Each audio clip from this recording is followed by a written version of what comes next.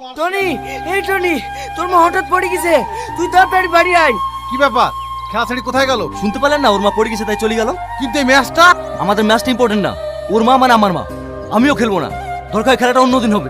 মা, তুমি বলে পড়ে গেছিলে, তোমার লাগেনি তো?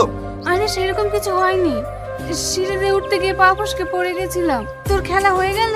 না না খেলা, আপনার বিপদ হয়েছে শুনে আমরা খেলা বন্ধ করে চলে এসেছি। এই মাহি, মাকে একা রেখে তুই কোথায় গেছিলি? আমি একটু পাশে বাড়তে গেছিলাম ভাই। তোর কবে বুদ্ধি হবে? তোকে বলিনি মাকে বাড়িতে একা রেখে কোথাও যাবিনি? বাবু ওকে বকিসনি, আমি ওকে পাঠিয়েছিলাম পাশের বাড়ি থেকে কাঁচা লঙ্কা আনতে। এই শালা, তোকে দেখতেস নি, মারবে চোট। কি বললি তুই?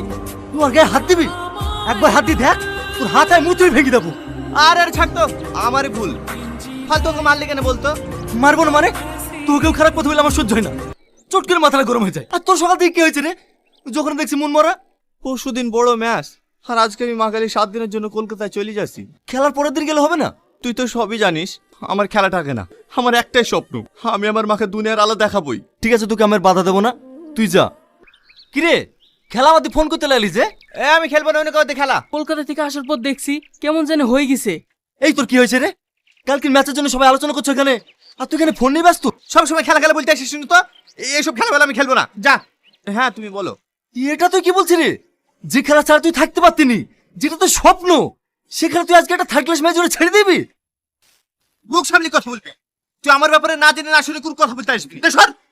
সামান্য একটা মেয়ের জন্য তুই আমার গায়ে হাত তুললি?